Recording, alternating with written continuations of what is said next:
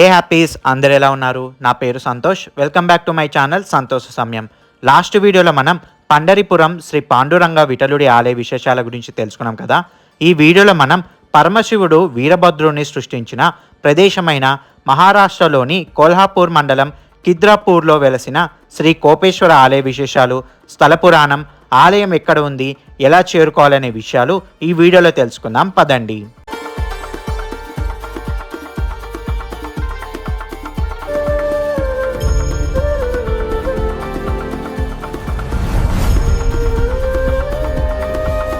మేము పండరిపురంలో ఆలయ దర్శనం చేసుకొని నైట్ అక్కడే స్టే చేసి నెక్స్ట్ డే మార్నింగ్ కోపేశ్వరానికి స్టార్ట్ అయ్యాము. పండరిపురం నుండి కోపేశ్వర ఆలయం 167 కిలోమీటర్ దూరంలో ఉంటుంది. ఈ ఆలయం పండరిపురం నుండి కొల్హాపూర్ మహాలక్ష్మి అమ్మవారి ఆలయానికి వెళ్ళే దారిలో కొల్హాపూర్కి ఒక 48 కిలోమీటర్లు ముందే ఎడం వైపుకి ఒక 30 కిలోమీటర్లు వెళ్తే ఈ ఆలయం వస్తుంది.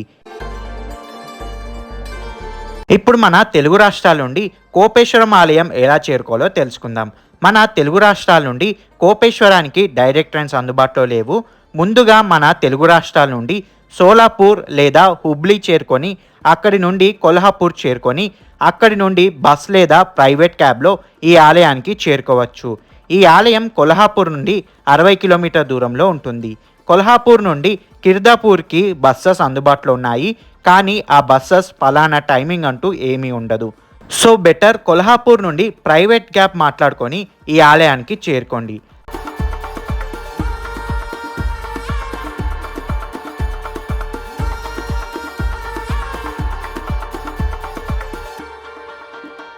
అలా పండరిపురం నుండి ఉదయం 7 గంటలకు స్టార్ట్ అయిన మేము 167 కిలోమీటర్ని 3 గంటలు ప్రయాణం చేసి ఉదయం 10 గంటలకు ఆలయానికి చేరుకున్నాము.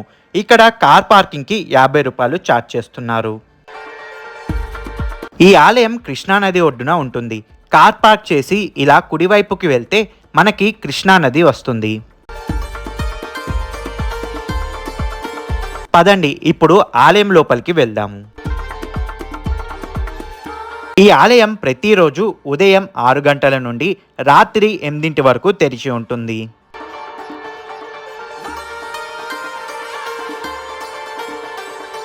ఆలయం లోపలికి రాగానే మనకి ముందుగా కనిపించేది స్వర్గ మండపం.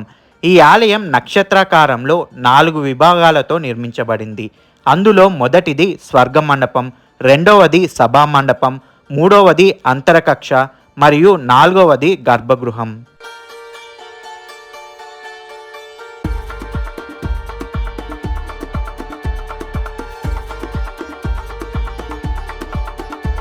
ముందుగా స్వర్గమండపం ఆలయానికి ప్రత్యేక ప్రవేశ ద్వారంగా ఉంది.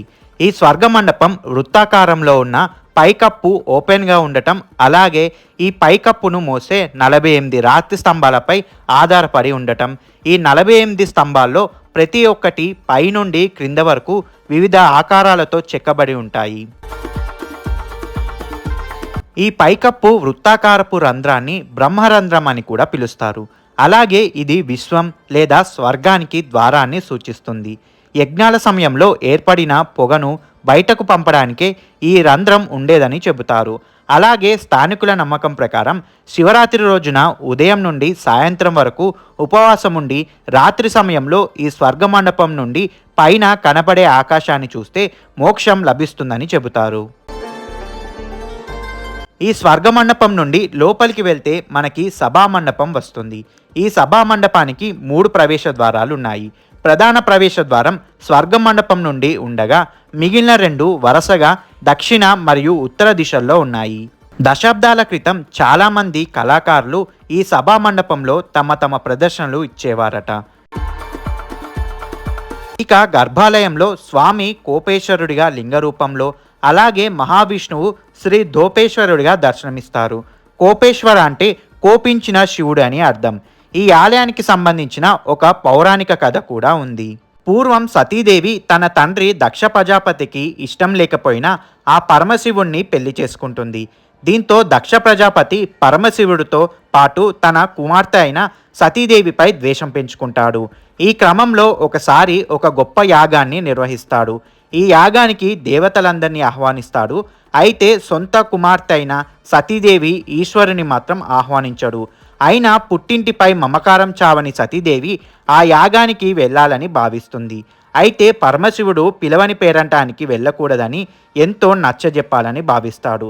అయితే సతీదేవి మాత్రం తాను పుట్టింటికి వెళ్ళి తీరుతానని చెబుతుంది. దీంతో తన వాహనమైన నందిని తోడు ఇచ్చి పరమశివుడు సతీదేవిని పుట్టింటికి పంపిస్తాడు. అయితే పుట్టింటిలో సతీదేవి తీవ్రంగా అవమానించబడుతుంది. చివరికి సొంత తండ్రి అయిన దక్ష ప్రజాపతి కూడా ఆమెను నానా మాటలతో బాధ పెడతాడు. అయితే పరమశివుణ్ణి కూడా తూలనాడుతాడు. ఈ అవమాన భారాన్ని భరించలేక సతీదేవి అక్కడి హోమగుండంలోకి దూకి ప్రాణాలు విడిచిపెడుతుంది. విషం తెలుసుకున్న పరమశివుడు రుద్రుడైపోతాడు. తీవ్రమైన కోపంతో తన జటాజూటం నుంచి వీరభద్రుణ్ణి సృష్టించి ఆ యాగాన్ని ధ్వంసం చేయమని సూచిస్తాడు. ఆ విధంగా పరమశివుడు తీవ్రమైన కోపంతో వీరభద్రుణ్ణి సృష్టించిన ప్రదేశం కాబట్టే దీనిని కోపేశ్వర దేవాలయం అని అంటారు. లయకారకుడైన పరమశివుడి కోపం వల్ల ఈ విశ్వం మొత్తం అల్లకల్లోలం అవుతుంది. దీంతో పరమశివుడి కోపాన్ని విష్ణువు ఇక్కడికి వచ్చి తగ్గివేస్తాడు. అందువల్ల ఈ కోపేశ్వర దేవాలయంలో మనం విష్ణు విగ్రహాన్ని కూడా చూడవచ్చు. సతీదేవికి తోడుగా నందిని పంపించడం వల్ల ఈ శివాలయంలో నంది మనకు కనిపించదు. ఈ పైకప్పును మోసే 12 స్తంభాలను 12 రాశి చక్రాలుగా భావిస్తారు. అలాగే ఒక్కొక్క స్తంభానికి ఒక్కొక్క రాశి దేవతను చెక్కారు.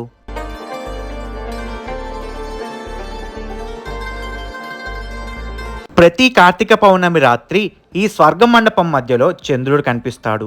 ఆ రోజు దీనిని చూడడానికి వేలాది మంది భక్తులు శ్రీ కోపేశ్వర ఆలయానికి వస్తారు. శ్రీ కోపేశ్వర దేవాలయాన్ని 11వ శతాబ్దంలో గండరాదిత్య నిర్మించారు.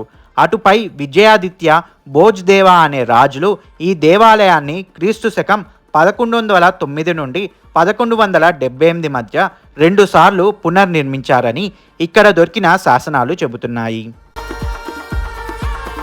ఈ దేవాలయం వాస్తు శిల్పకళ అత్యంత సుందరంగా ఉంటుంది.